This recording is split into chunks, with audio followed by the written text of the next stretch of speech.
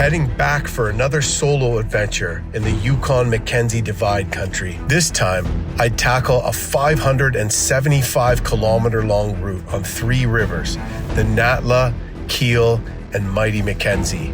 The Natla is an advanced level whitewater river, and this year, the area saw a late spring. With snow still in the mountains, the water levels were high, making this advanced level whitewater river even more challenging. My plan was to jump on several flights to land in Norman Wells, a remote community on the Mackenzie River. From Norman Wells, I'd board a floatplane and fly off right to the Yukon Mackenzie Divide, where I'd be deposited in a small wilderness lake. From there, I'd begin my 575-kilometer journey, starting first with the challenging whitewater of the Natla River. After navigating the raging whitewater of the Natla River, I find myself on the Keele, a wild and untamed river of the Mackenzie Mountain Wilderness. This is the heart of my 575-kilometer long solo adventure. It's where the mountains stand tall and the river twists through ancient landscapes. There's over 900 million square hectares of true wilderness in the Mackenzie Mountains. It lies well off the road system, tucked up into the northwestern part of Canada. But the Mackenzie River looms ahead. Strong winds can create huge whitecaps and pin paddlers down for days. Every camp spot here is a new world, quiet, wild, and breathtaking. It's a reminder that out here, you're truly alone with nature.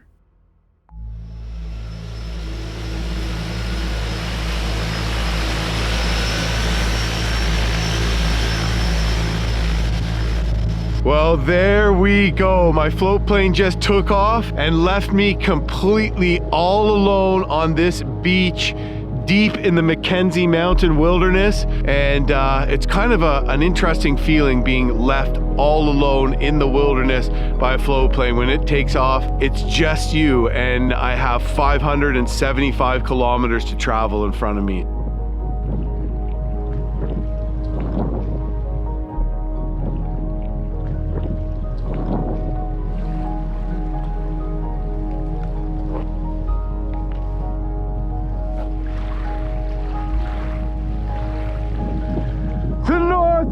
Territories!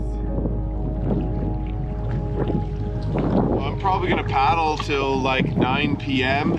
Make camp pretty quick and get to bed in a couple hours, and I'll be up at 6 a.m. after a solid 7-hour sleep, so that's pretty good. Okay, what do we got here? This is borderline a rapid.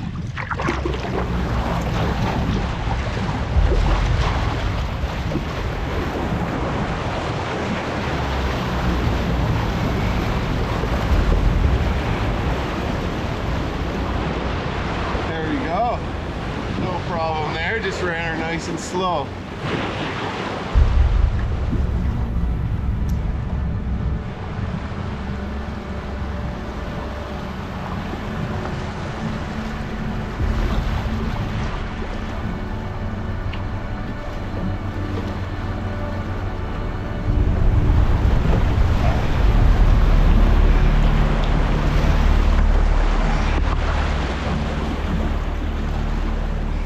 Look at Eddie, wow, a little gravel bar.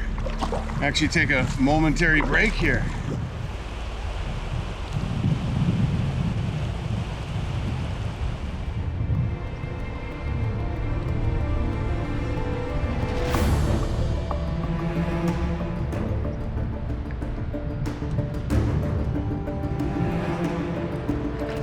Yeah, hey, nice, that's a Dolly Barden, baby, awesome.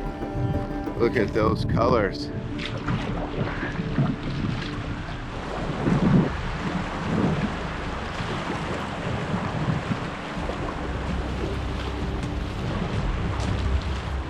Wow, look at that. That's unreal. Another tributary.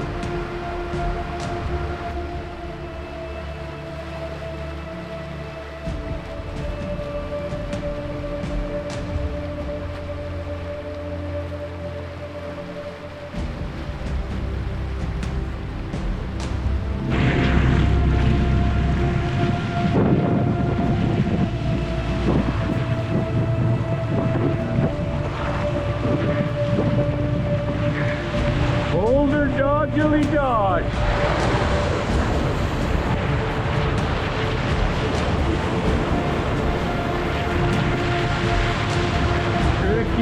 Tricky one here.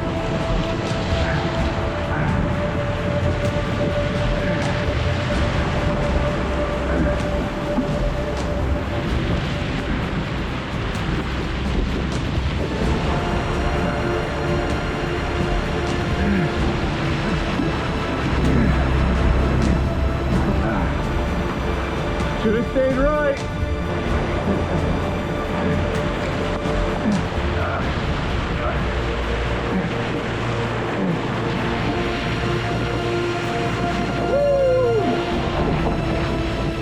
Yeah, this river is crazy. I think I'm gonna pull over. I have no time to look at the map or even see where I am.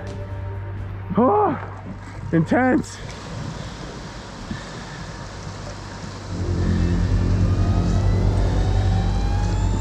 Well, I've hooked into a monster. Oh, it's a beast. Oh, it's running my drag right out. It's gonna go for another run.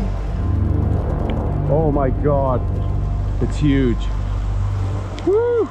Look at that. Yeah. Up you go. An absolute beast of a dolly.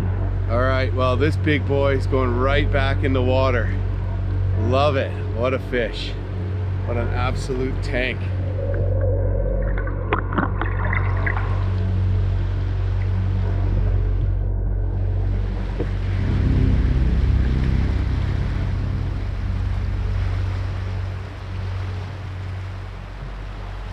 Woo! Yeah! And a nice good release too. I stayed with it, made sure it had lots of energy before I let the tail go, and it swam off with a lot of pep. So it's good to, after a big fight like that, it's good to let them take a minute to revive. So pretty cool. But yeah, what a beast. Wow, as if that beast is just swimming around right in here. So awesome.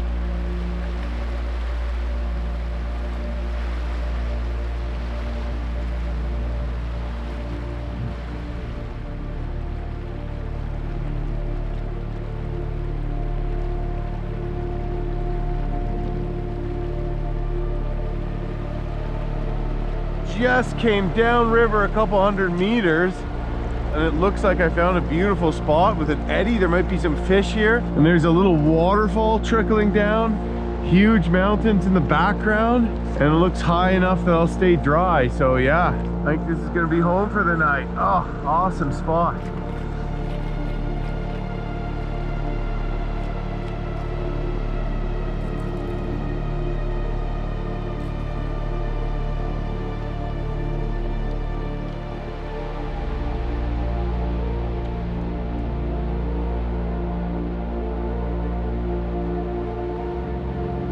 Okay, it is the morning of day 2 on the Natla River.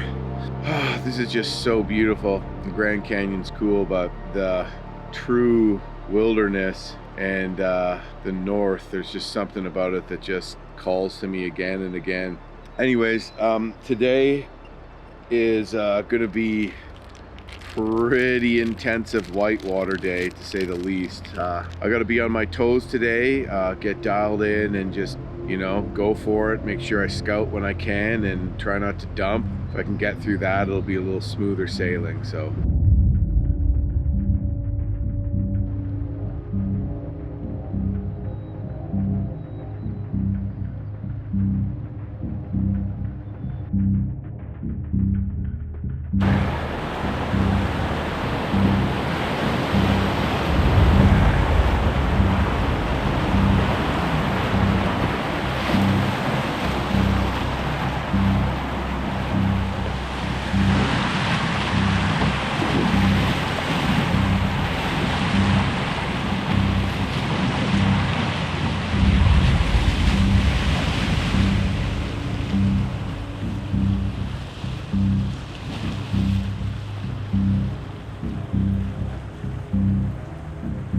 Still some tight little turns that need to be made to dodge boulders, and I'm coming up to a very tight corner right now. Like, look at this, boulder, boulder, boulder, boulder, boulder. Whoa, didn't see that one. The lines of strata are almost vertical here.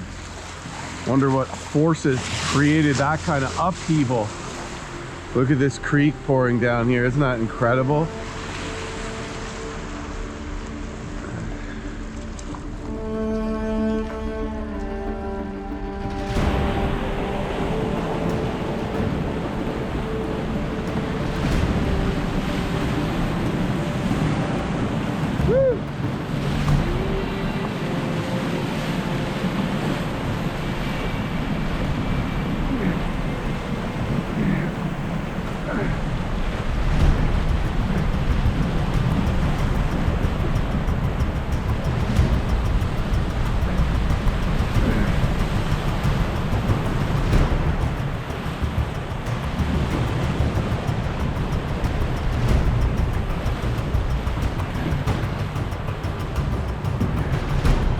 One thing I've learned is you read the water.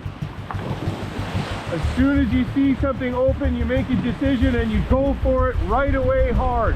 Another boulder garden, oh my God, okay. Don't mind if I do.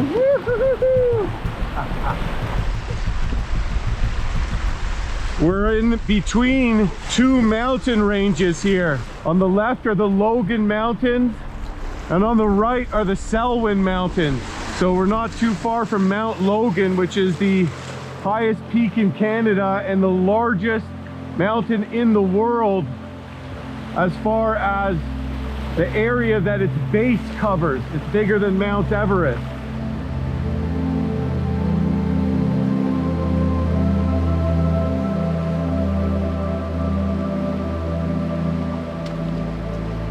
Okay, just scouted this out. Very boulder strewn technical run. I kind of got to thread the needle a couple times, but I think I can do it. This is the easiest of the 3 rapids I'm going to be running today.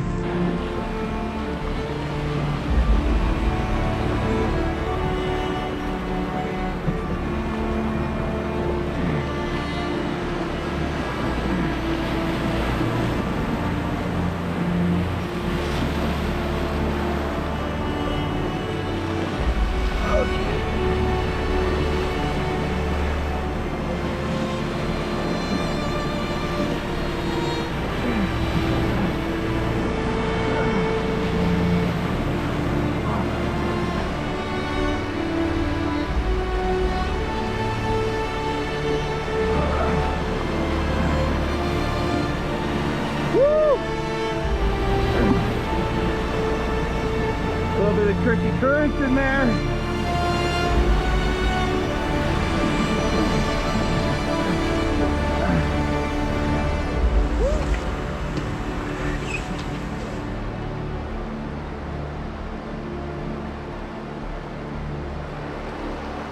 I have what is by far the most intense rapid yet of the trip in front of me, and it's super long. I have it marked as called Triple Crown, and there's 3 big drops here. So I'm gonna just go for it. I'm feeling a bit nervous, but I think I can do it.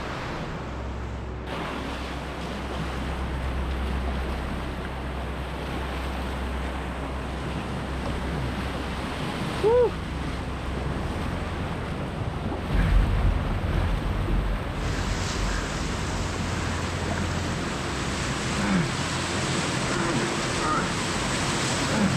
Yes!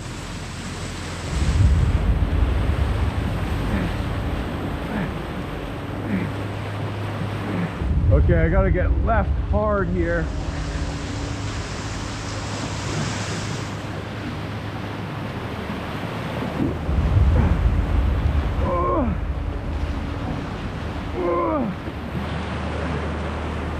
Get it.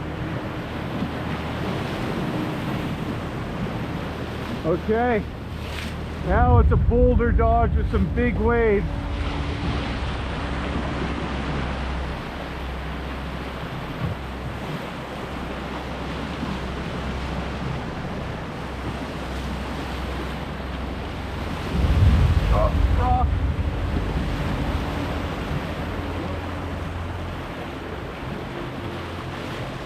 All right, awesome.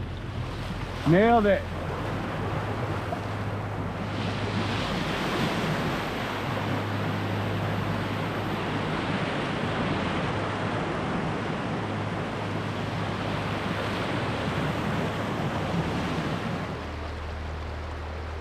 I love these little trickling waterfalls pouring in every once in a while. Like this. This is a spring. Oh, cool. Wow. Natural spring coming right out of the canyon.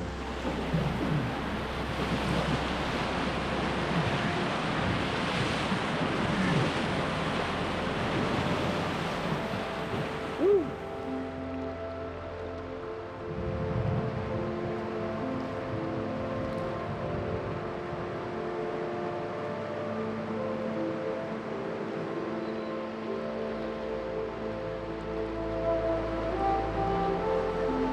A lot of water in there. Look at that. A lot of water in there. Wow.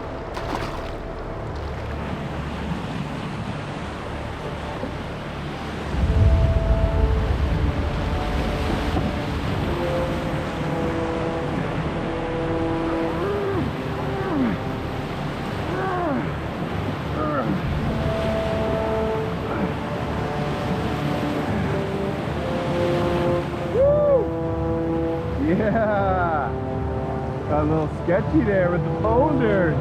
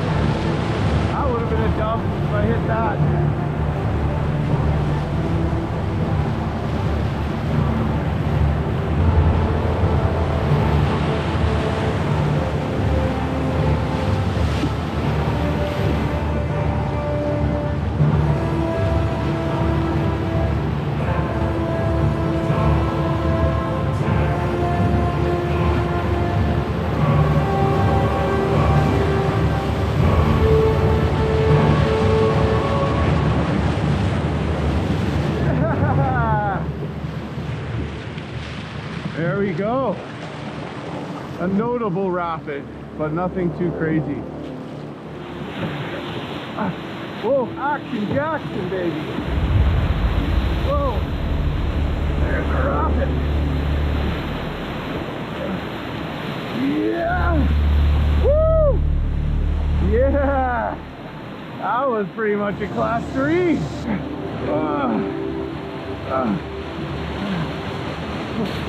Well, I got a lot of water in here now. Whoa! Almost dumped.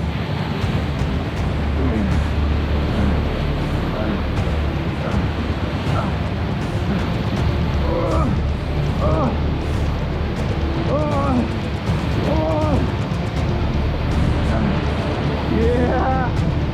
Woo! That was awesome! Oh my goodness, what a fun run. Started panicking. I got a lot of water in here from those big wave trains and almost dumped. Managed to save it with a low brace, and then I got worried because I had another set of big waves and pushy river downstream, but that's what was around the blind corner, a big wave train. Nothing I couldn't manage, but then after that, strong current, so nowhere to get over to bail. And fortunately, I just had to really get dialed in and paddle hard in this heavily swamped boat and miss all the big stuff on the right, which I did no problem, but I had to get my serious game face on there. That was awesome.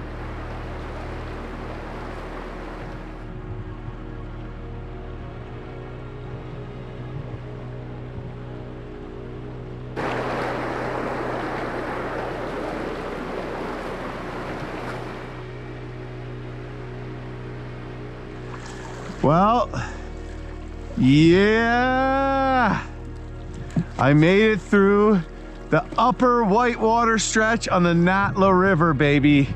No dumps and no portages.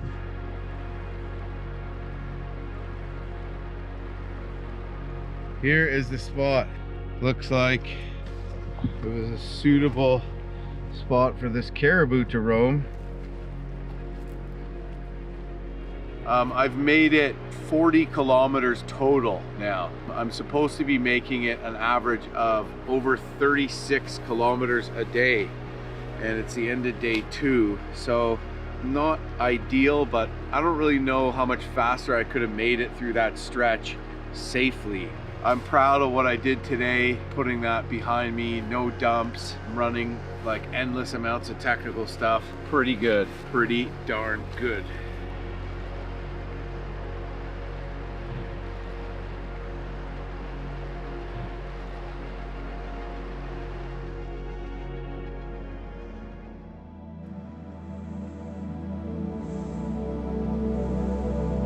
My alarm didn't go off, I guess, because I was sleeping on top of it. I didn't hear it. So it's 7:30. I'm supposed to get up at latest 6:30.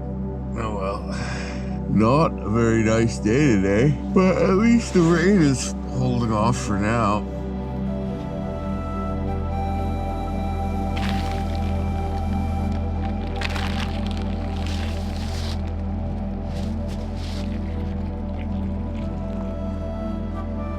It is very windy and rainy, off and on rain.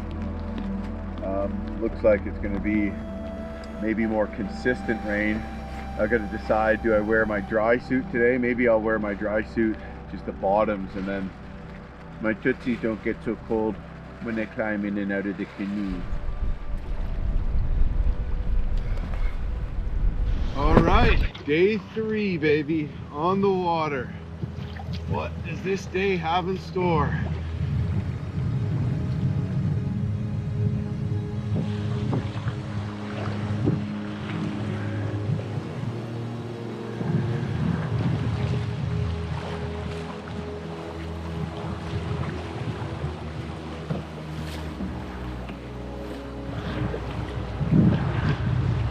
Just going through a little section of braided river here with all kinds of islands, and it's a little tricky to know which way is the best route, and of course it's always different than what it shows on the map, because these braids, you know, they're always changing and moving from year to year, definitely decade to decade, and these maps were made with aerial surveys probably in like the 70s, so you know, braided sections of river and in general won't be the same.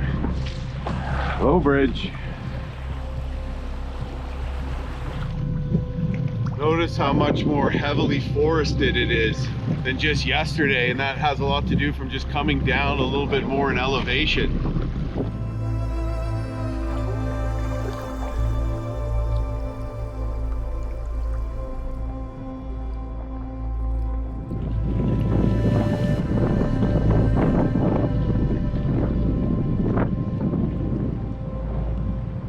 Oh yeah. Yeah, baby. Woo! Got one, barely hooked. Small one, but it's a fish. I think I'm gonna go fill up my water bottle in this clear mountain snow runoff creek.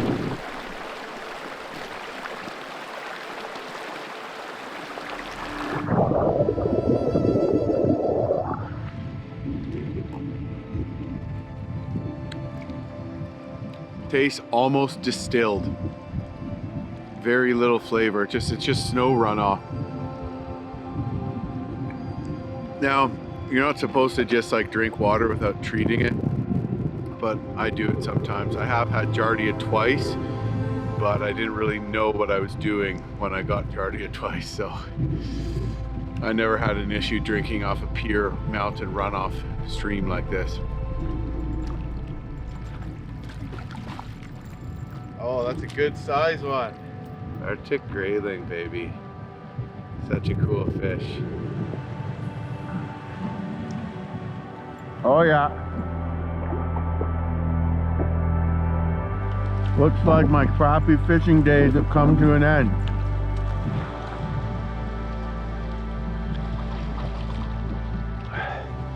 I'd say that was a pretty good little pit stop. Picked up 2 fish and got some delicious mountain snow runoff water. And I was coming off a wee bit peckish. So I pulled out my lunch and I figured I'd eat while I float. I can smell the beaver castor. Beavers have these little glands and they excrete castor. It was traditionally one time used in vanilla. It's kind of a pleasant, sweet aroma.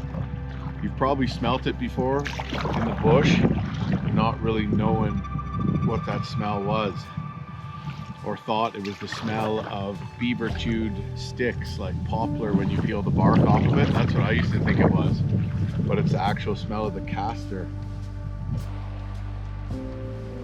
What do we have here? Is that a stick?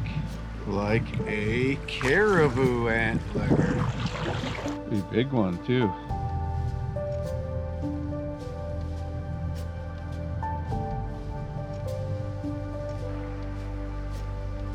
Well, here's something I'm kind of surprised to see. A jet boat. And it looks like the remains of an old sort of shack of sorts, but we're on a portion of river here that's pretty deep with a big back eddy. So maybe you could land a float plane here. Or maybe it's got to be an outfitter, a hunting outfitter. Is anyone home? Guess not. Well, that is a cool little riverboat though. Probably pretty hard to put it in the river from here. Considering this thing is too big to get on a float plane, this also means that someone bombed up here in this thing from the Mackenzie River, which is incredible. That's pretty cool.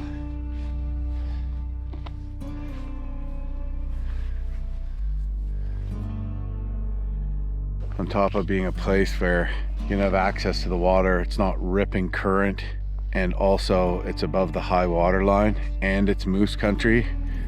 You know, this is definitely a spot where people have been stopping, camping out since back in the day.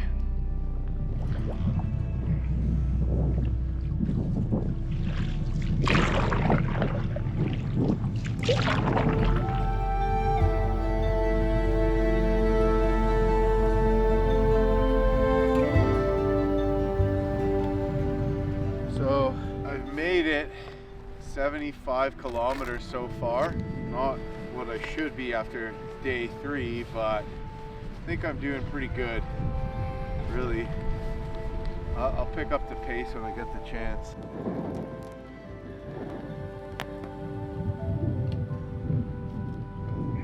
Using my Cold Steel Commercial Series fillet knife for this. Little slits in it like this.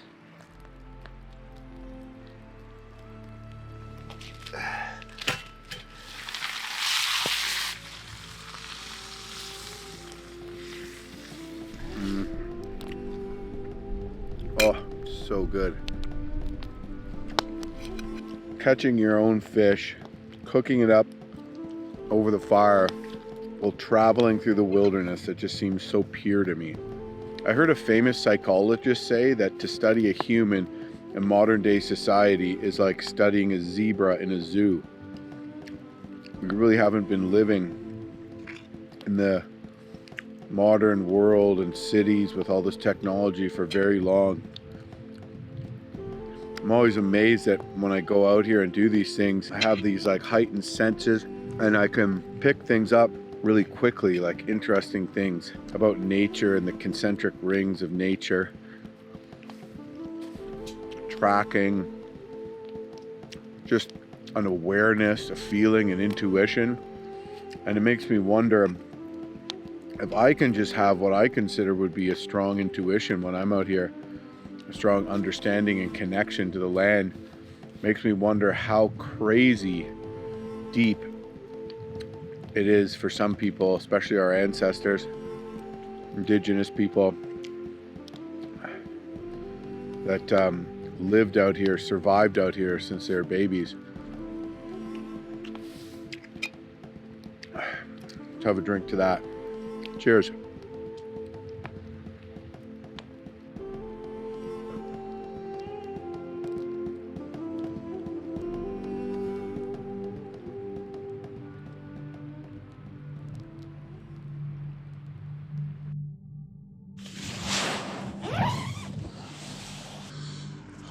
Hardly a cloud in the sky. Much nicer to wake up to than the rain yesterday.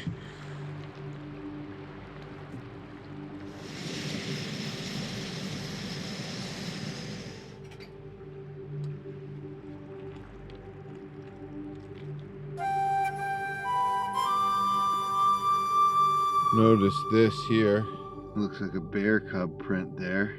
As you see, the toes end here, but the claw ends here. It dragged the claw a little bit. Just cruising right, you know, right around my tent, where my tent was, right there.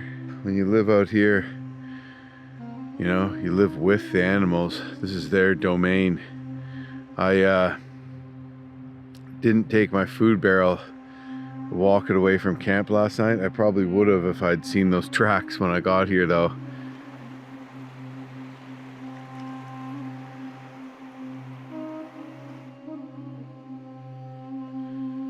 I'm just looking for sheep on this mountain right across the river.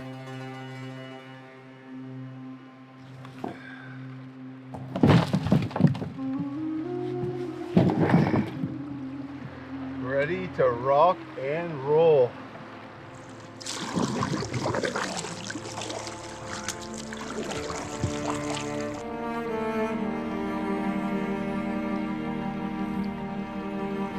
Well, we are on the water. It is day 4 of the adventure, and I'm gonna try to make it about 30K today, I've decided. Beautiful, beautiful stretch of river here. In fact, it just keeps getting nicer and nicer. This part's pretty easy going, but the whitewater is gonna pick back up today. I'm gonna have a pretty substantial big water rapid to run, some epic mountain scenery to go through, and maybe the fishing will pick up too with some more tributaries emptying into the river. So that's pretty exciting.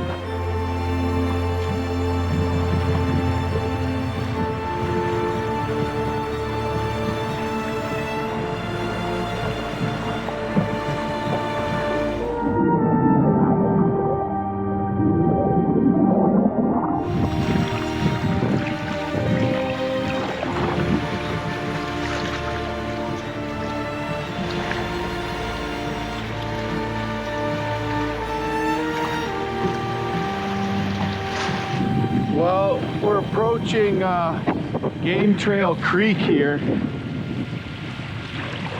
My guess it's called that because many game trails lead up its valley. Oh, I see game prints right off the hop.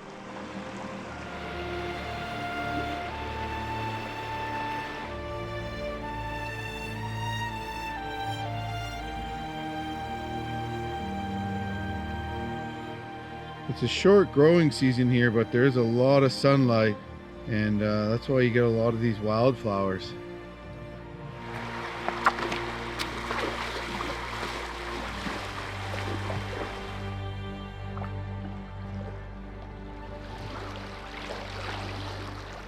So long, Game Trail Creek. You did not hold any fish. However, I saw a caribou. Got a good look at a young bull caribou walking along shore. Swam across the river. It smelled me. I was gonna cross at first right where I was, but it smelled me and decided to give me a wide berth and cross just downriver from me. And I think trotted up Game Trail Creek. Pretty cool.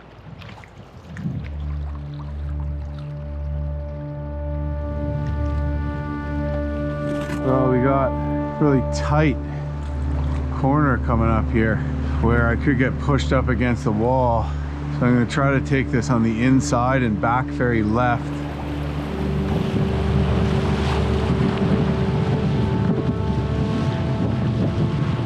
Oh, that probably actually would have been fun, as long as you stay out of that.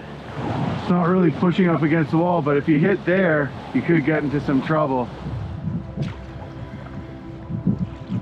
Well, I just pulled over for a quick second to take a couple casts in this absolutely gorgeous crystal clear water feeding into the Natla from this tributary. And I looked over to my right and just see an epic cascading waterfall pouring down off the mountaintop. Unbelievable. Look at that.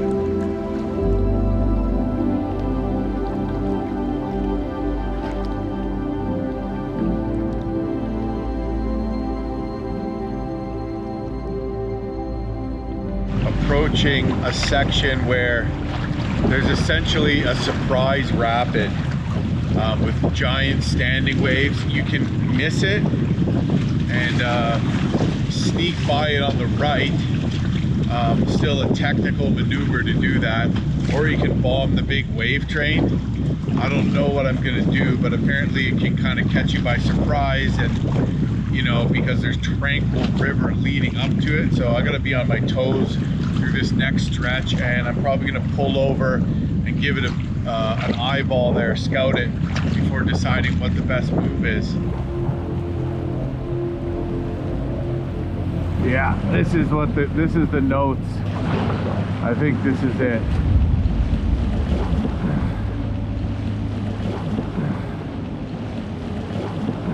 We're gonna bomb the standing waves here, ladies and germs.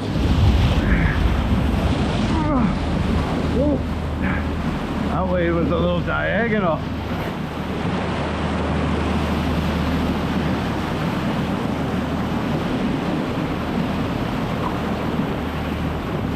Yeah. I don't think there was any way really to miss those. Oh, it was pretty easy. But the one diagonal wave caught me off guard a little.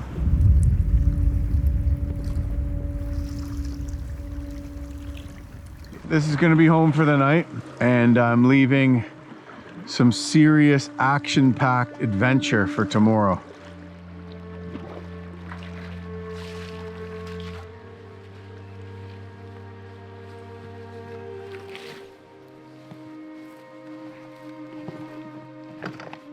Looks like there was like once a little structure here, like a cabin type thing. I'm gonna put my tent right in the middle of it.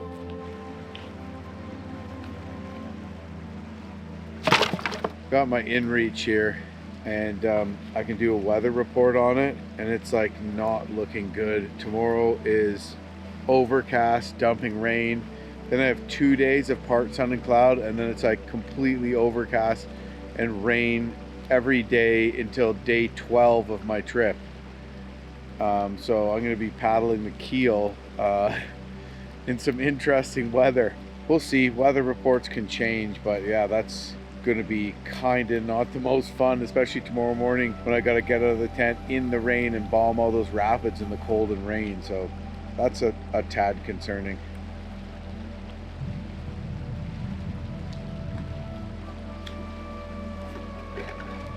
Fini. That means finished in French.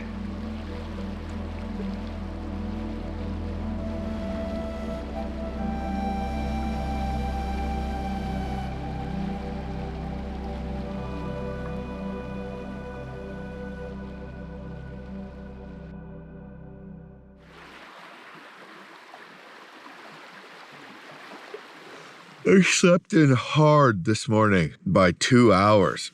I set my alarm for 6, hit the snooze button twice, then just hit off, then fell back asleep by accident. But I don't know, man. I think I needed to sleep big time. Like I slept like 8 solid hours and was still exhausted, and slept another full hour and a half. Like, wow. It was also hammering rain this morning too, which isn't too motivating when it comes to springing out of the tent. So anyways, yeah, hitting some rapids today, huge ledge, fingers crossed, should be a lot of fun, and I'm looking forward to making it. If I do dump, there could be a very long cold swim though, because it's not warm out today and there's just pushy consistent rapids with nowhere to get to shore. So that's a scary part, but should be a lot of fun if I do it all correctly.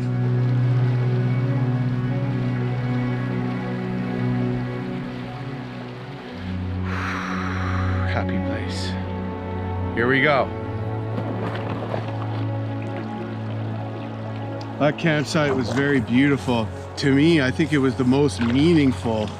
I look back at it and I swear that I could almost feel the presence of people from days gone by. But I think this is the big rapid of the Natla here. I'm not nervous at all. Alone out here bombing this stuff, why should I be?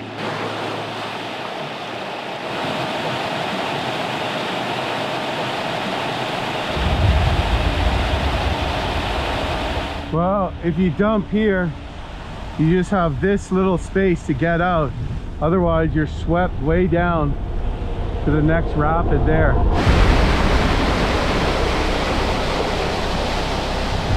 It's a tricky lineup, and there's some tough water above the hard part too.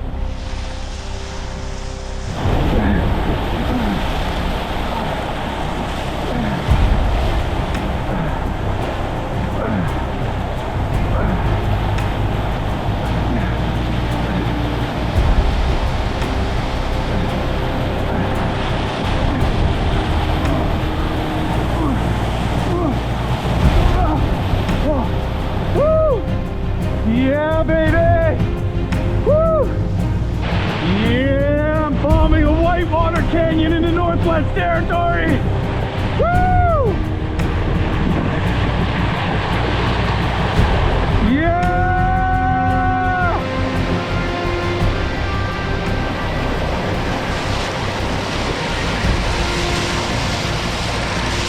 Woo!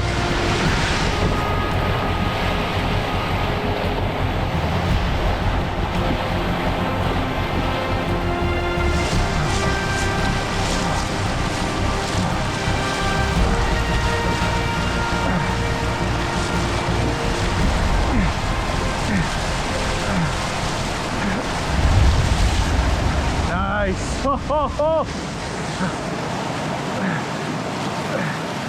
Not safe yet.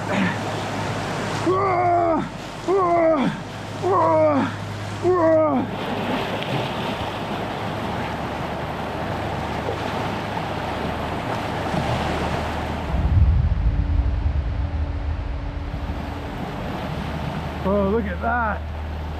That is so cool. I think we're gonna see some more really interesting water here today. Hopefully we see it with the right side of the canoe up.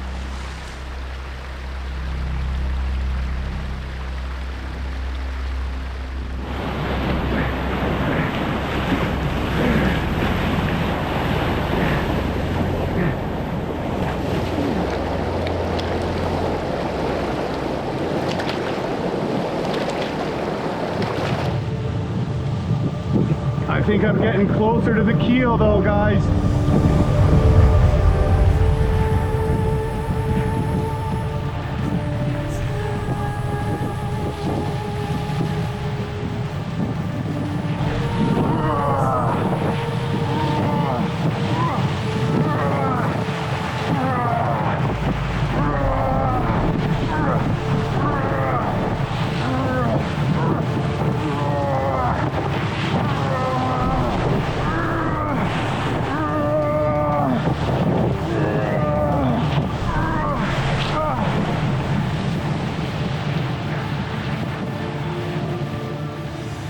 It was as if a new and even more perfect picture revealed itself to me around each bend.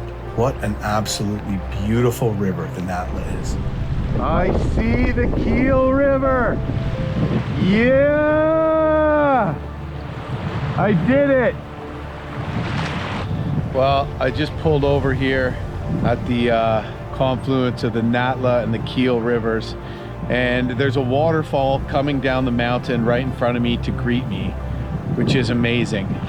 I've paddled 115 kilometers, but I have 460 kilometers left to go, and I have 16 days total.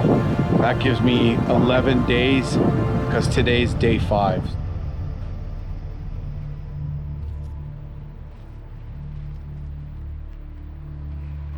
now I have 46K a day to do roughly. So I really have my work cut out for me. And that's if I finish the trip in 10 days. Day 16, I want to be like within close striking distance.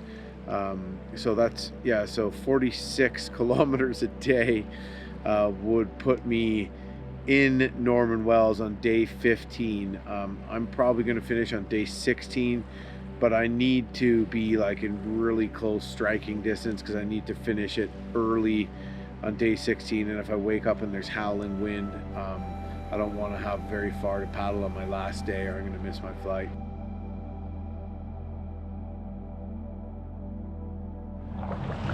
We have a beautiful, beautiful day today here on day 6. Good to be on the water, and we're just about to head through a section of braided river. Looks pretty fast flowing, so that's awesome.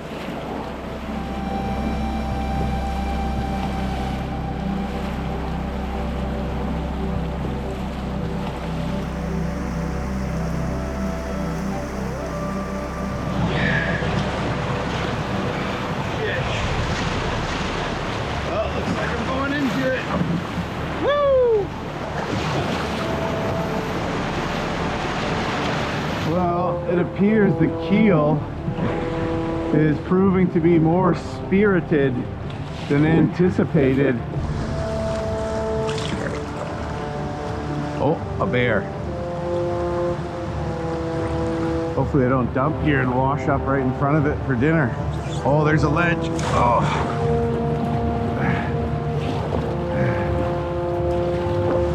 Yeah, you see, that's what I just avoided there. Almost bombed over a ledge while I was trying to film a bear.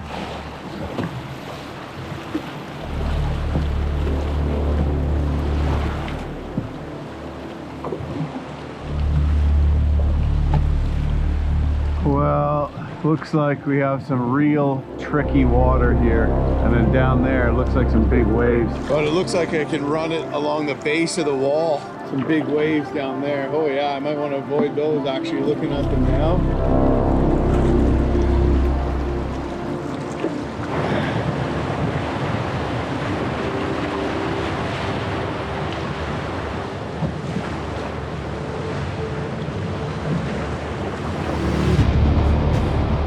And here's the part that I was a little worried about there, with those crazy currents and all the waves up against the wall. Well, I just pulled over to take a look at a sign that I saw, and it's a sign marking beginning of traditional territory of Indigenous people, and the wording on it was pretty cool. As long as the sun travels from east to west, as long as the river flows from south to north, you know, Treaty 11 shall stand true. That's what a lot of the, unfortunately, treaties that unfortunately got broken in Canada, but a lot of them in the States had that kind of wording. As long as the sun shall rise, as long as the grass shall grow, as long as the rivers flow.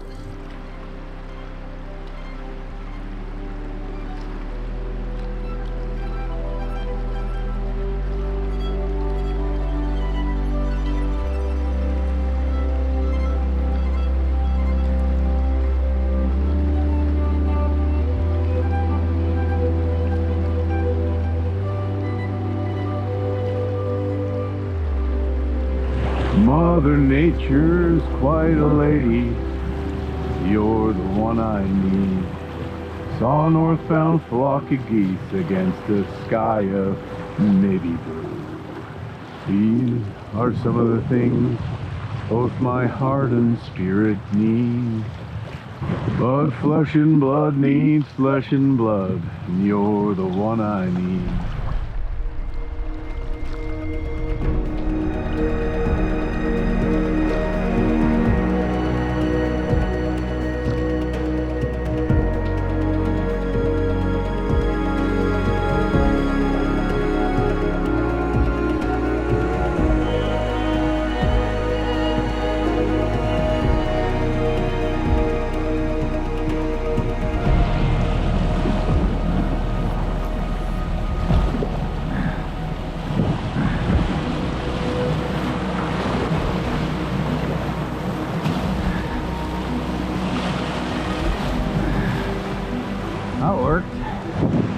front ferried over some big standing waves, but missed the big irregular wave train. And look at this calm little park. Epic little hidden beach here. Once I make it to Nidhay Creek, where I'm hoping there's a decent spot to camp, I'll have done about 45 kilometers today.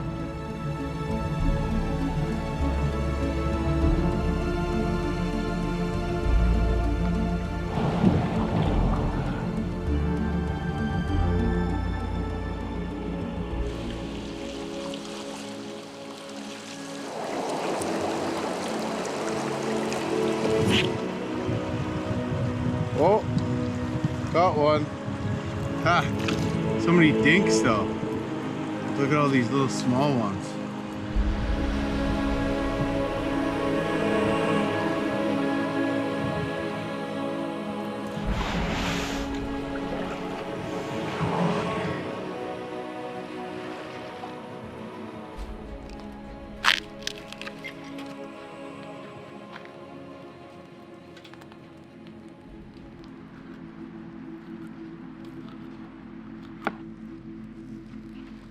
I managed to bang off just under 50 clicks today, and I think I'm going to be able to pull it off. If I could just keep doing what I did today, I'll make it, and barring any headwinds. I bushcrafted this utensil as well, advanced bushcraft maneuver.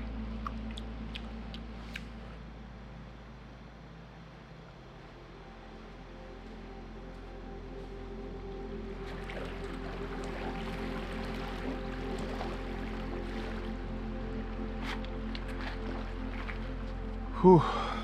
Chilly morning this morning. It was really warm yesterday, so I'm surprised the temperature just dropped. I think it's just because just the way the mountains are here in the valley, the sun, was off of me relatively early in the evening, and now it's just about to poke up over the mountain. So I don't know if you can see my breath, but hopefully it'll warm up a bit.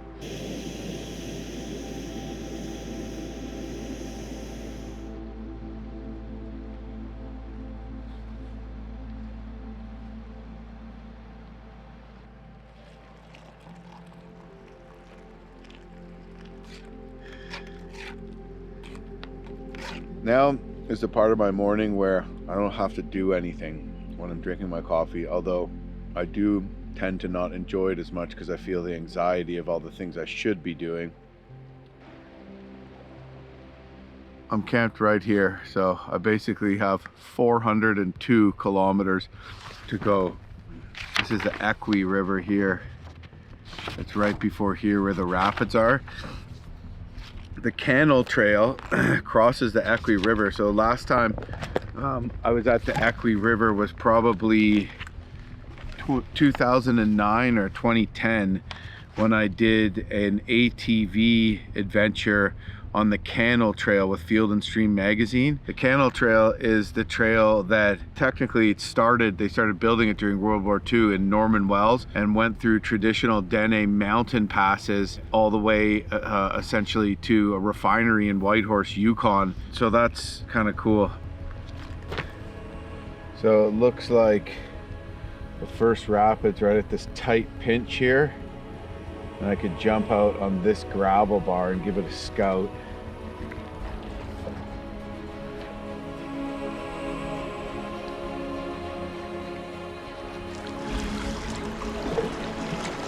Okay, on the water, day 7.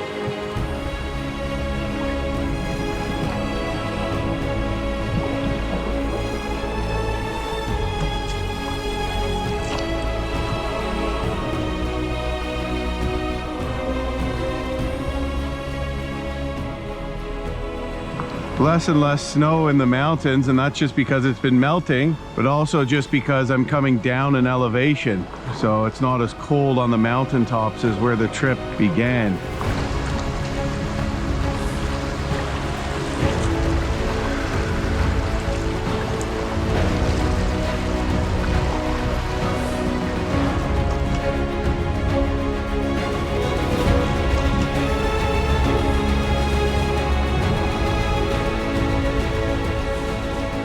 Well, we are approaching what is very likely the most challenging rapid on the Keele River. The current screams around a blind corner and the river goes into a very tight pinch. So apparently there's some whirlpools and tricky current. There is a sneak route that you can take, but that goes through some whirlpools, so I don't know how much of a sneak it is. Or you could run a big wave train. So I don't know which one I'm gonna do, but whoa, yeah, it looks pretty good from here. Huh.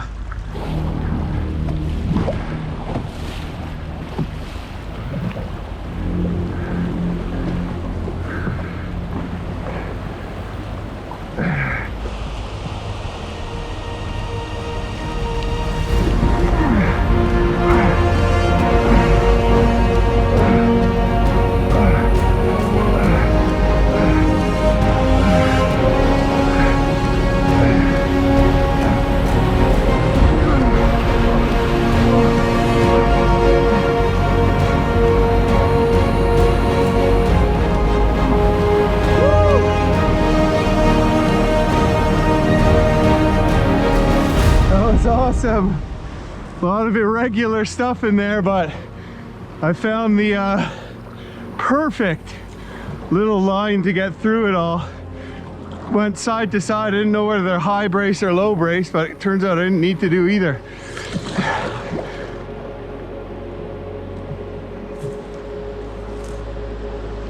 There it is, the Yukon River. Cool.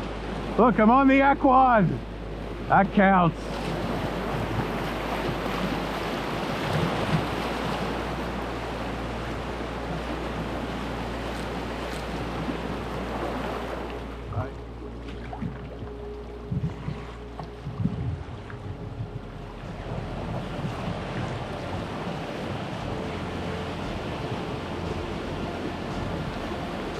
This is, I think, my favorite stretch of the river so far.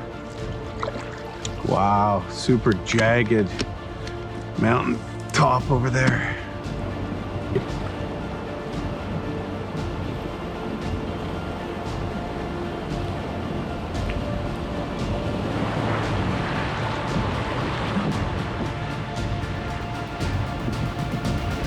Well, here's the Twitya, and it is anything but clear. Super muddy and brown. Apparently there's sheep in this country and they're known to come down to the river around here too.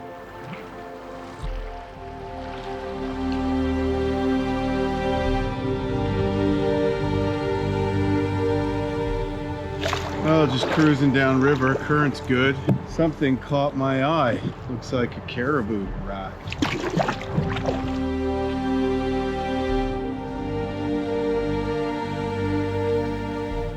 Find some cool stuff out here sometimes. Look at that.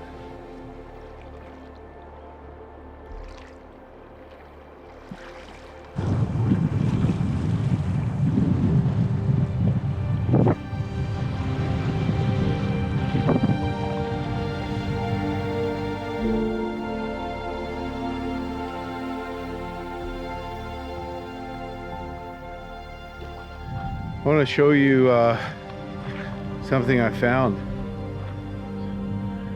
Pile of rocks here. Looks like an entranceway. A big loop like that. Background to here. Maybe like an old cache of some sort. Of course, it would get washed away at high water, so I don't know. But this was definitely placed here.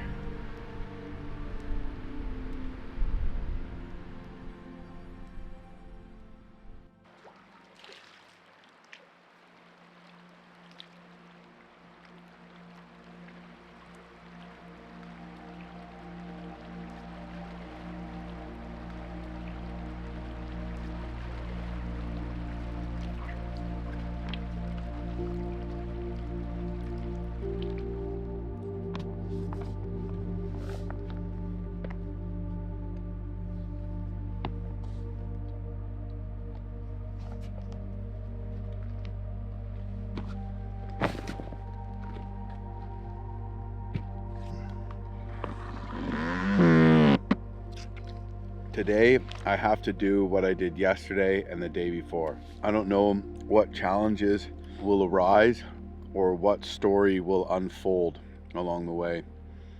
One thing is this nice weather can only last for so long, which might mean that it all goes to hell when I get to the Mackenzie when I really need good weather. So I want, knock on wood, hopefully that's not the case.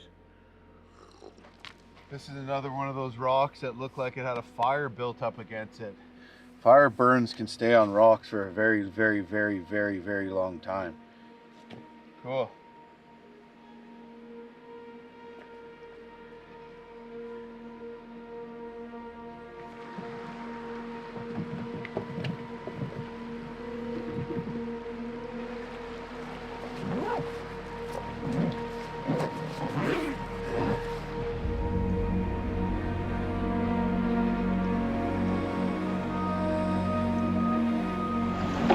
Pushing off day 8 on the Keele River. Here we come. Got some nice current right off the hop. 50K, baby, here we come.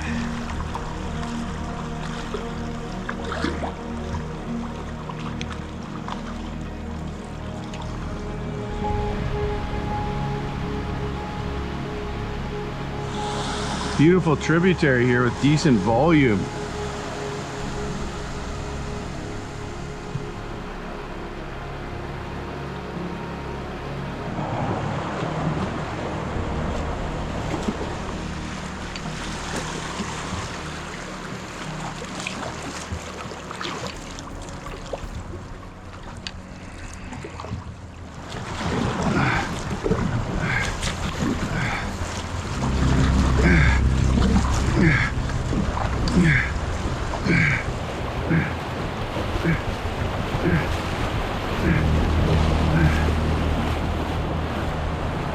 Wasn't really set up for whitewater today, but I could pull off a good front ferry. Yeah, some tricky currents here where a bunch of the braids of the river all collide with each other as the river takes a big bend.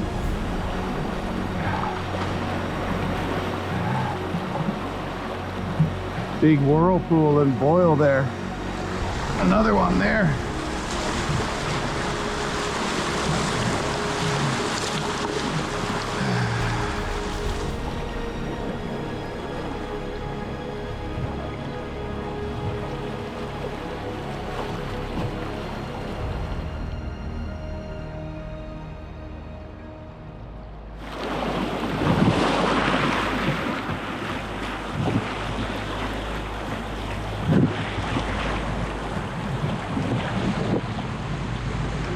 I see something kind of cool over here.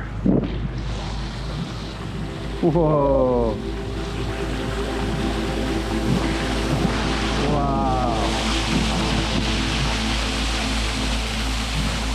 That is pretty cool. Waterfall just pouring right in here.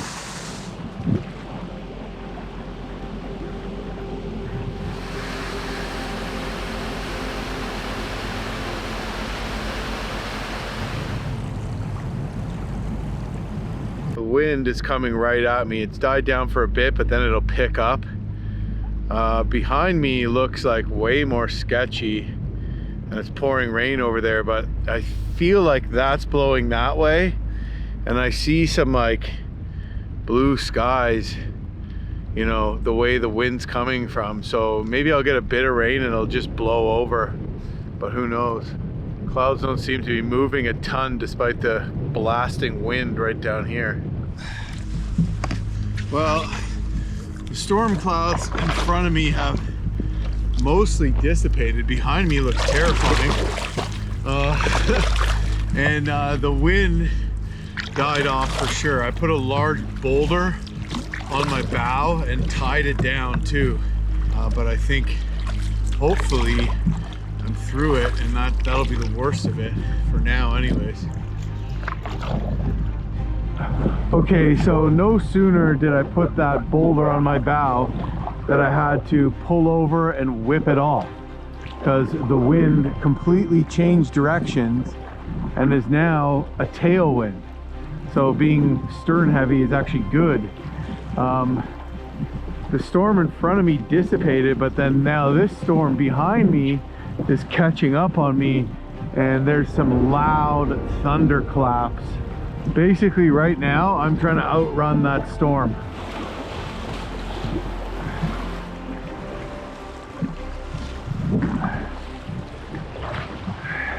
Well, I think it's working.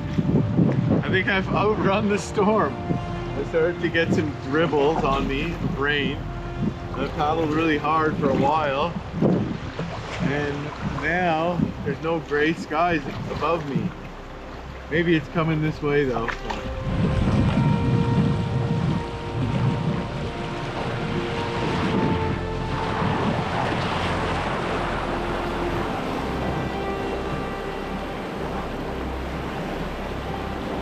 Well, I think this is going to be home for the night. Looks just about as good as anywhere.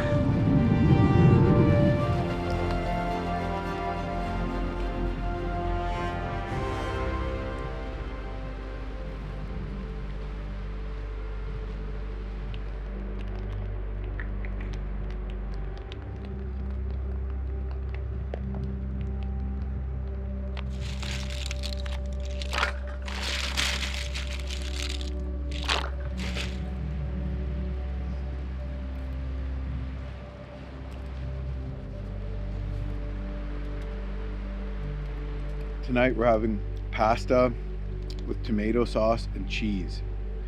So like cheesy pasta. Just like gonna dump a block of cheese in there. Tastes like lasagna. I think the highlight for me today is probably that one waterfall coming in over the cliff that was cascading above. That was really cool. The north, guys. The north. What could be more fulfilling for your soul? Well, I'm going to bed. Night night.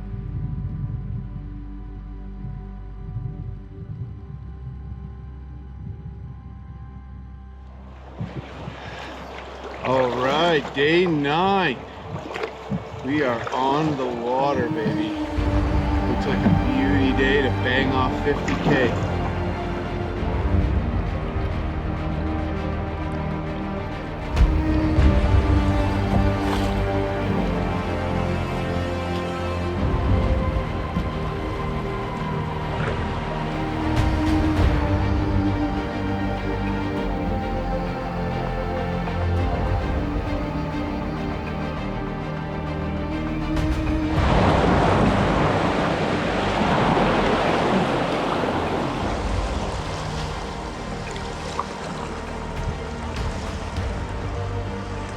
Well, I'm going through a big section of braided river, and I just decided to slip down a little side channel. Hopefully it doesn't end in shallow water or sweepers, but it's definitely a shorter distance and it's kind of fun. Feels like a totally different river.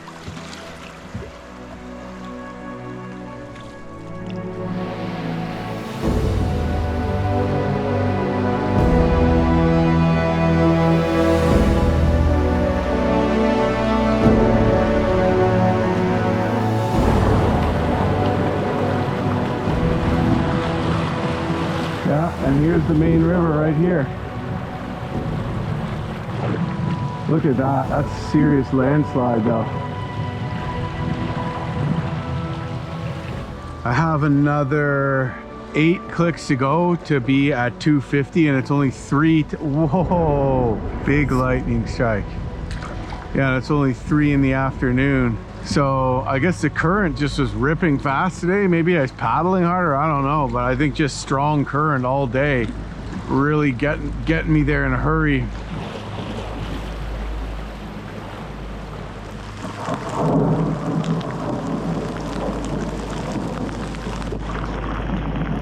Yikes.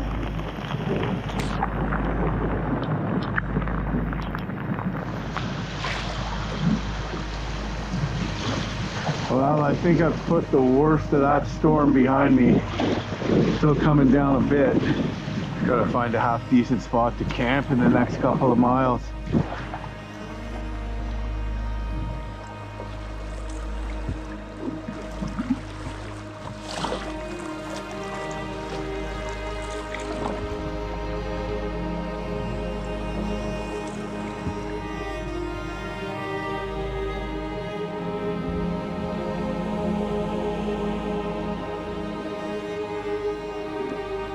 This is home for the night.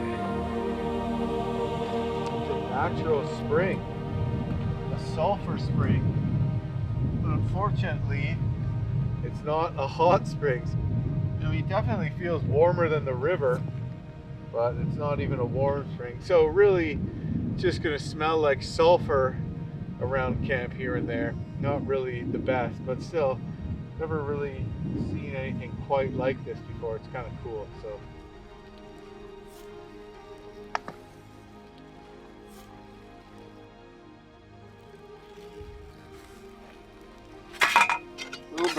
Fire's a little hot. That's okay though. The fire was a smidge hot for the quesadillas, but got a little extra crispy.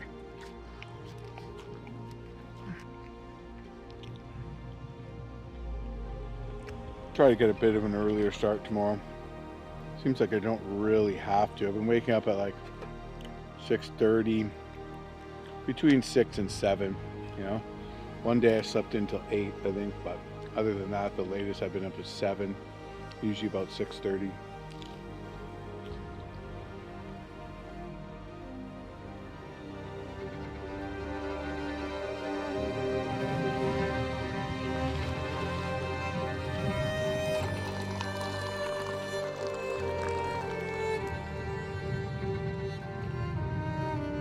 Looks like the river came up a good bit. And that's why I dragged my boat what seemed like an excessive distance. I learned that the hard way when me and Tori had a canoe blow away into a side creek and then wash into the river at night when we were hit with like an insane once-in-a-lifetime windstorm. Yeah, I think it's safe to say that the water came up the gravel bar a solid 20 feet or more last night.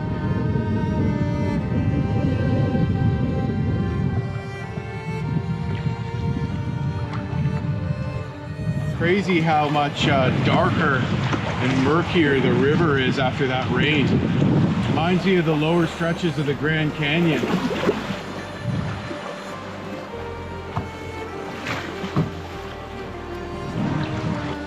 Just passing an old burn here.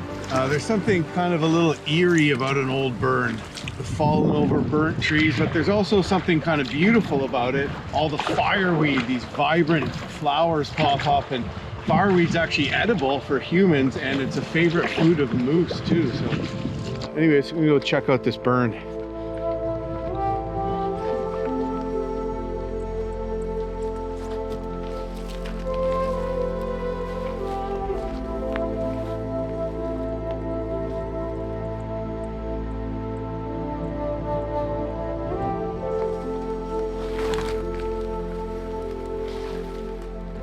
Yeah, the burn goes way up over that hill. Oh look, it missed the patch right here.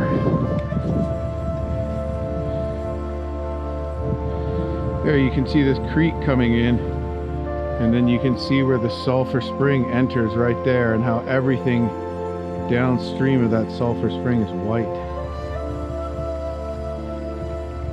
I better get going and head back to the boat.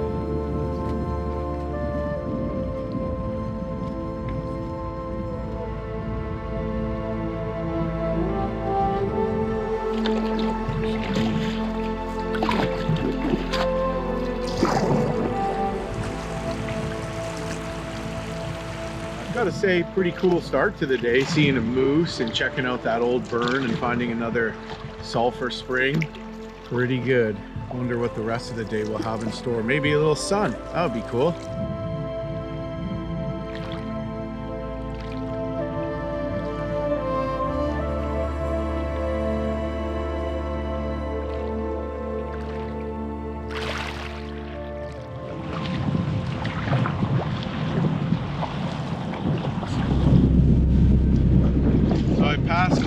200. That puts me 25K from the Mackenzie River. Look at this big 90-degree bend in the river here. The wind's coming this way, so as soon as I rounded around here and hit that wind, it just blew me. And I'm tucked into the back of this island right here trying to find shelter. And I can't continue downriver until this wind breaks. Well, after climbing out of the boat and checking it out a bit, the wind here is just crazy. Like, I don't even know if I could set up the tent here. But I see a spot just like 50 meters down that way where there's a bunch of big trees that are kind of blocking it. So I think I'm gonna just track the boat over there and try to set up behind those trees, and it won't be like just in the brunt of the wind here.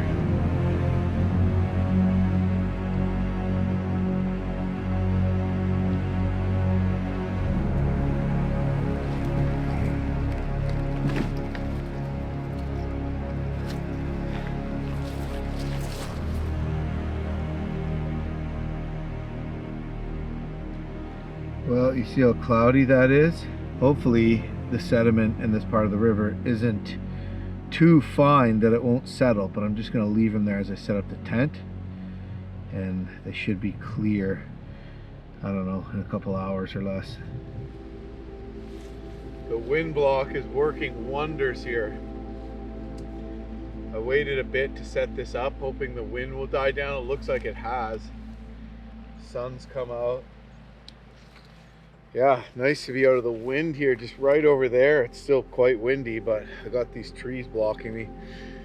Anyways, yeah, I was kind of forced to camp here because of the wind, and I really couldn't go on downriver and I couldn't go back upriver. And I thought, well, I'd just let the water settle and all the sediment would come out of it, since I don't have any clear water, no clear water creek to take water from. You know, that had worked earlier on in the trip. Well, not a lot is happening with the water. I filled it up like pretty much when I got here, and it's slowly settling. Sometimes the sediment is so fine it doesn't even settle, but after that rain yesterday and after a bunch of silt-laden creeks have poured into the Keele, the water is very silt-laden. So that means I'm eating pepperettes for dinner. But I did notice one other thing. Okay, this whole area around here, this sandy soil, is loaded with wild strawberries. And I'm gonna start picking them. Ooh, plump ones.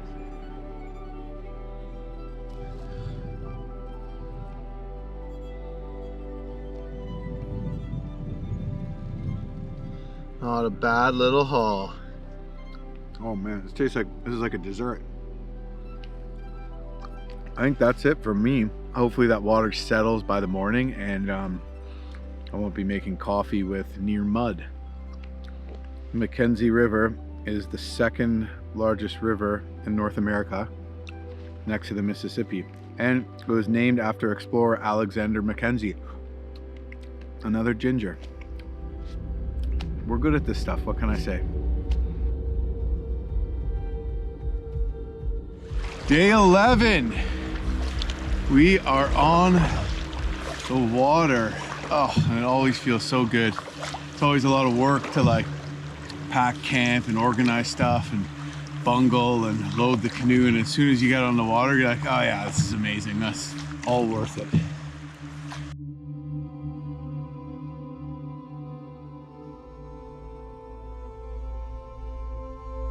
The Mackenzie River gets closer with each paddle stroke.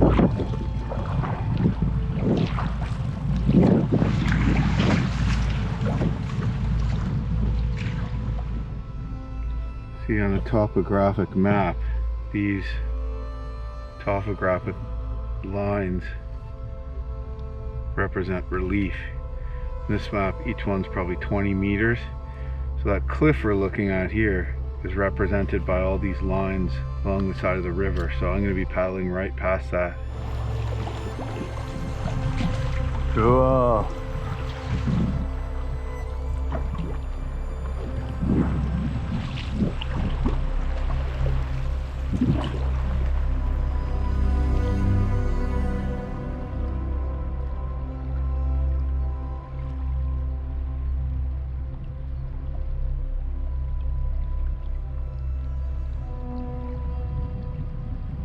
Well, I am just about to paddle onto the Mackenzie River. This is a narrow part of the Mackenzie, and that bluff is the opposite bank. So this is the confluence. I did it. I paddled the Natla and Keele rivers.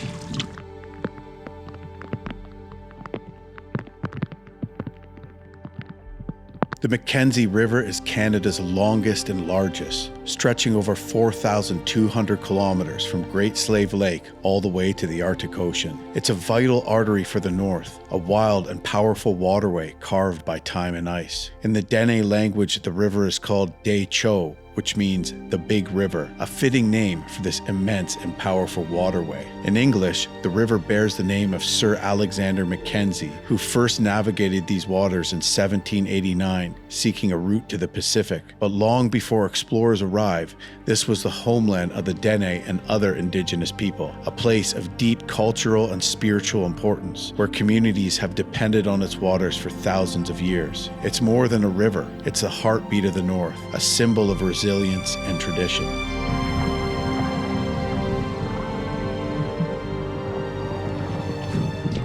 Blue sky. What would that look like? No wind. Oh my God. That is magical in and of itself. Right there is where Big Smith Creek comes back in. So I just paddled past a large island. A couple islands actually, there's a channel in between. Big bend in the river here to go around. Then we have another bend and some islands. Then a bit of a straightaway, and around there is where I'll make camp. Means that I'll have gone 45 clicks today. There's another island coming up here, and almost dry channel. Maybe I can slip through on the right, but the island's got a bit of a bluff, so I'm thinking that might be a pretty good wind block for me for camping, a little warmer.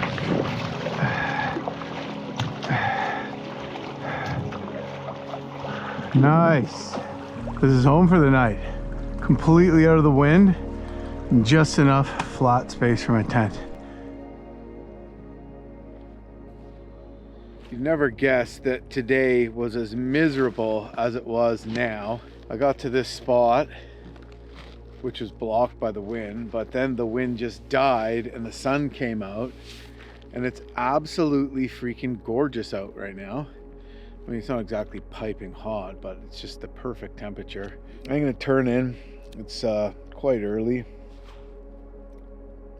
for me anyways, but let's see what time it is. 8:30. Well, tomorrow is another day. I'm looking forward to seeing what adventures it may or may not hold. Night night, everyone.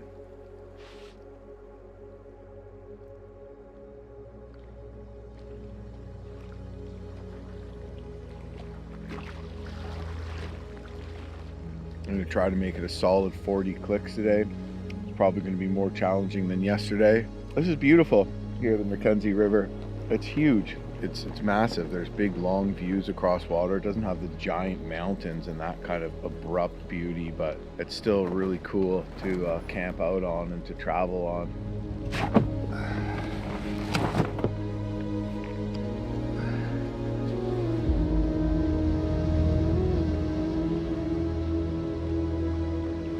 On the water, day 12.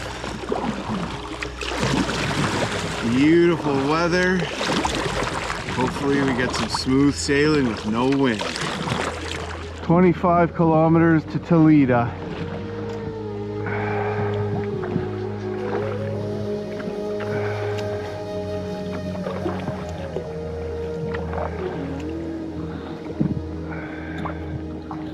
Oh, we're doing okay. On a big bend in the river here. And I can see Bare Rock. I'm pretty sure that's Bare Rock in the distance. And Bare Rock is where Tulita is. So probably like another, I don't know, 17, 18K.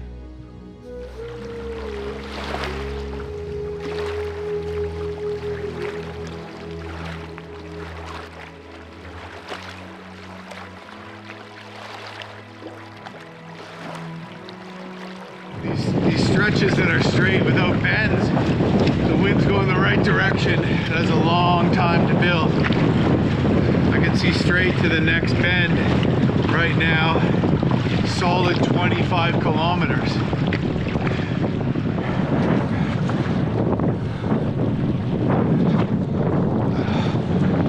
Much safer here if I needed to take out and pull up, even camp here.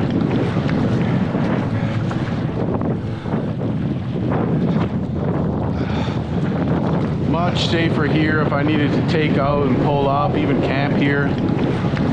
Well, this looks like a place to pull up and walk into town.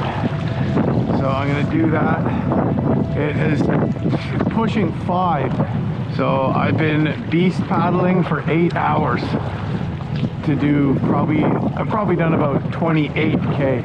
You know, I've never stopped in a community to resupply while I've been on a canoe expedition before, except for once when we did the Nahanni. We stopped in Nahanni Butte.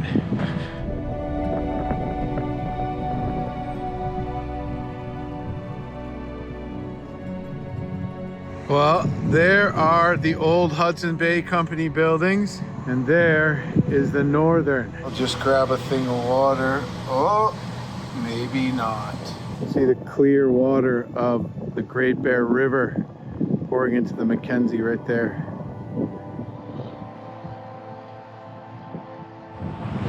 Okay, pit stop in Tulita. Picked up some essentials. And I am back on the water. I also was told that the stretch I went along those cliffs is always bad and windy. So I guess that was nothing special. Well, here it is, the Great Bear River. Absolutely gorgeous, crystal clear blue water going up this river to Great Bear Lake and then crossing it and portaging into the barren lands. That'll have to be a trip for another time.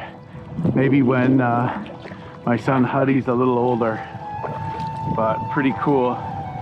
I don't think I'm gonna push on and try to do another 20K today. It's just too dangerous. It's gonna be enough of a battle just around this point here, try to find a flat spot to camp.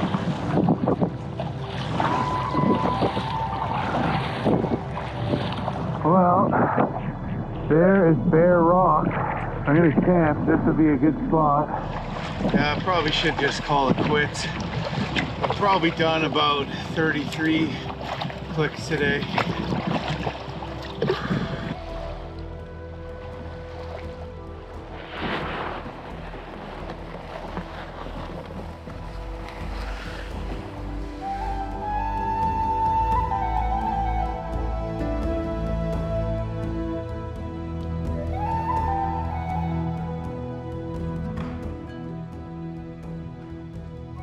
I'm gonna turn in and go to bed. I haven't really resupplied on a trip like that, so definitely an advanced bushcraft maneuver, resupplying with creamer. And it's just a neat thing, even though it's such a short period of time. One of the things that I love about the North is the people and spending a little bit of time in the communities. It's always one of the highlights for me, so that was awesome. Anyways, I'm gonna try to wake up at 5 a.m. tomorrow. I'm gonna wake up at 5 a.m. Hopefully get a good 6-7 hours sleep and try to get a jump on the wind, which seems to pick up like late morning. So I'm gonna need my sleep tonight. Anyways, nighty night.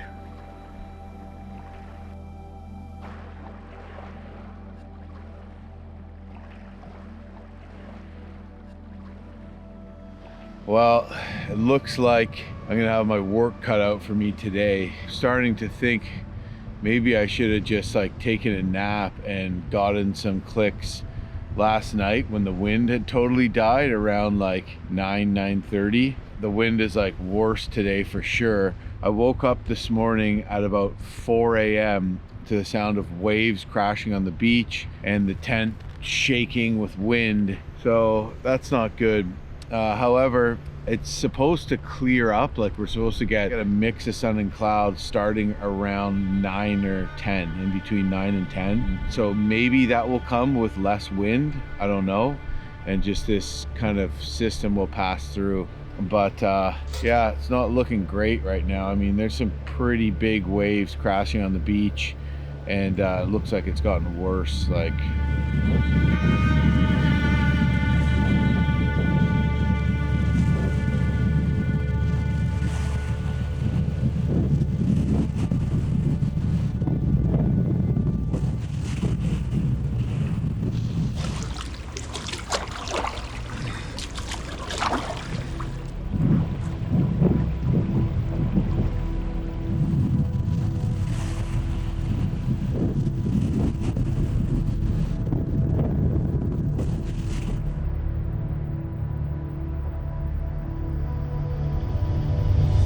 Over my dead body, McDougal! Oh, it was a dream. Oh, thank God.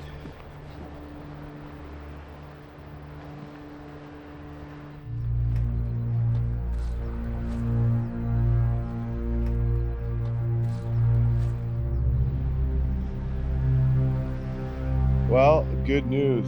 It is way better here, and looking way down there, it's not nearly as bad as it was about an hour ago. So I'm not in a massive rush to get out of here. I'll probably be paddling till like 1 in the morning. It's about 6:45, and I'm gonna pack up and head out, start giving her.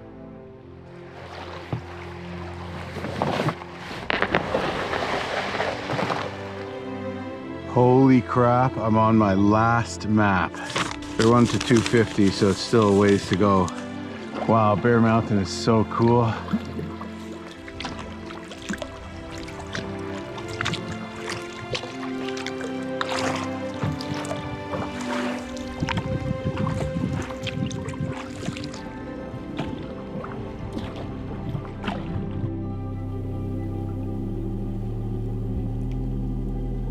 Looks like a wolf den or something. I am moving at a pretty good clip here. It seems like the current in the river picked up a bit and the wind has died down, so that's pretty awesome. If it keeps up like this, I think I'm going to be able to bang off 40 tonight. We'll see.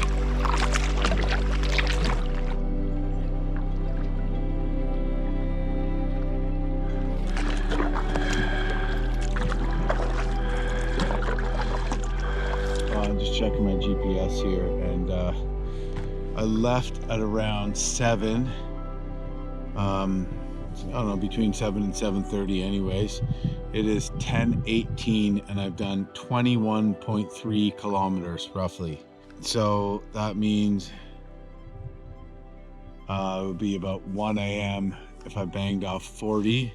So maybe I'll just go bang off another 20, not sleep, and then, you know, just give her again. I don't know.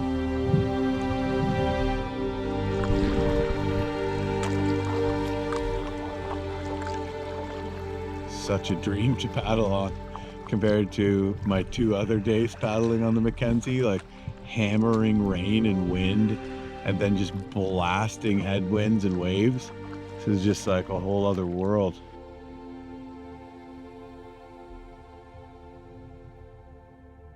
So it is 11:45. Absolutely beautiful lighting out right now. I'm starting to get pretty exhausted. So I'm just checking the distance I've made on my GPS. 31.3 kilometers. I'll still have like between 30 and 40 to do tomorrow. I'll paddle another 5K and then I'll just pick the first spot I find after that.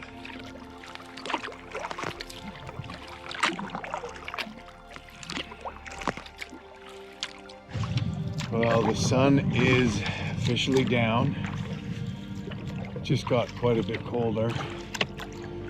And it's pushing 1, so I think I'm gonna call it.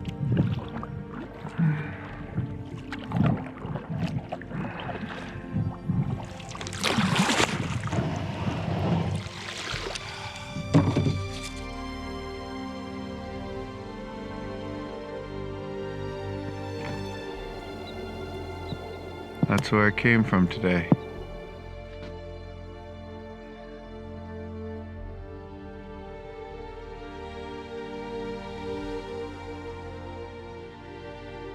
Well, it is the morning of day 14.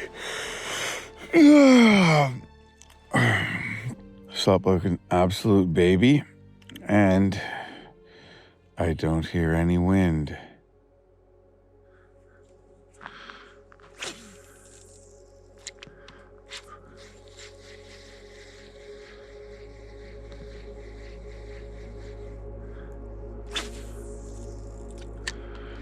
The water downriver from the Great Bear River is a little clearer, and there's a couple creeks that pour into the river here that are clear, so I thought maybe there'd be a fish. I saw one jumping.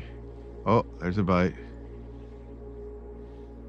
This is day 14, and it's kind of awesome. Like, if you think about it, I've traveled, by the end of the day today, if all goes well, I will have traveled 575 kilometers. I didn't pass one bridge. I didn't see any roads other than, you know, of course, the small roads within town in Tulita. No, like, real roads. I don't know how many other places in the world there are where you could travel that far and not go under a bridge. I remember I wrote a story on my East Natashquan River trip for Canoe and Kayak, which is an American magazine. I wrote in it like, we paddled under the bridge and we knew the trip was almost done. Well, there's one bridge that crosses that river right at the end. And Canoe and Kayak edited it to say, I passed the last bridge, because there's no way they thought that this was the only bridge on this river. And I was out there for 2 weeks. And I just remember that got published, and I was just like so triggered by it, because like part of the thing is I want people to realize how truly remote these areas are and how special that is. You know, I live on a big patch of bush where at my house, and you could rip across it in a snowmobile in 3 hours. This, you could ride endlessly through the mountains and never see another soul. I mean, it's just enormous swaths of pure wilderness up here in northern Canada and Alaska. And I think it's something really, really special. I think it belongs to us all, to all people that love nature. But I think that knowing that this is here as part of the Canadian identity, even if you never really visit it, which I suggest everybody that you should, I think it's something that's incredibly special that we should protect and that we should keep as wild as possible. And it gets chiseled away at every year. It's easy to think, oh, what's one more road? What's one more this? What's one more that? But then 100 years go by and everything's completely different.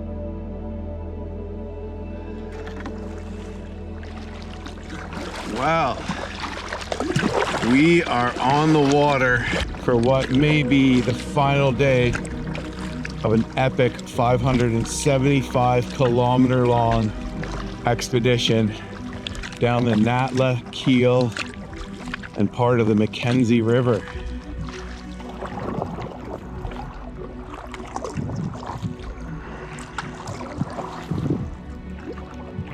Nothing like the big Mackenzie Mountains proper that are in there where I just came from, but the Mackenzie River is beautiful, I gotta say. The wind only just started to pick up. It is a headwind, unfortunately.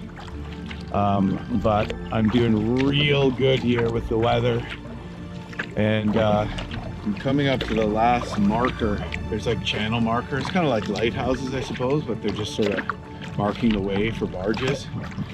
And I'm coming up to the last one before Norman Wells. I'm probably about 15K away. I think I'm just gonna bang it out right now before this wind kicks up too much. Can you believe that? I'm doing it!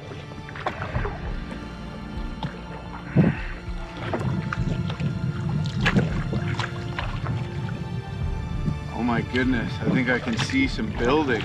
Maybe I can make it before this headwind picks up.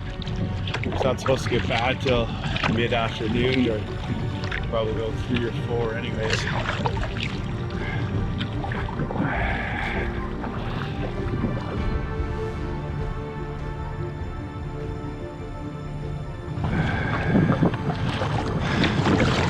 Coming down the home stretch here. This last 7K hasn't been easy. And these waves and wind, but I can see my takeout, holy crap. It's about 100 meters away, ladies and germs. Yeah!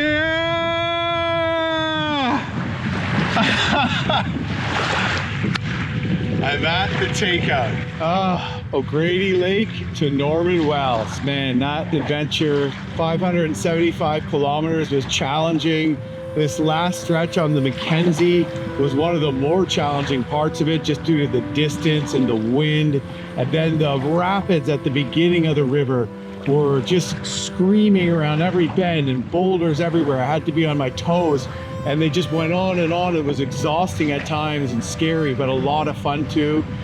From almost swamping, hitting that massive class 3 wave train on the upper stretches of the Natla, to day 1, getting an amazing float plane ride out, dropped off, heading right into this Whitewater Canyon and catching a massive dolly Evadence trout, running out my spool. Just, I didn't even know they got that big. To just the scenery, like unreal, the wildlife, and of course the remnants of old Dene campsites. Just so fascinating to hear their stories of how they traveled that river by moose skin boat, and pretty special in so many ways. And I gotta say, I can't wait for my next trip here.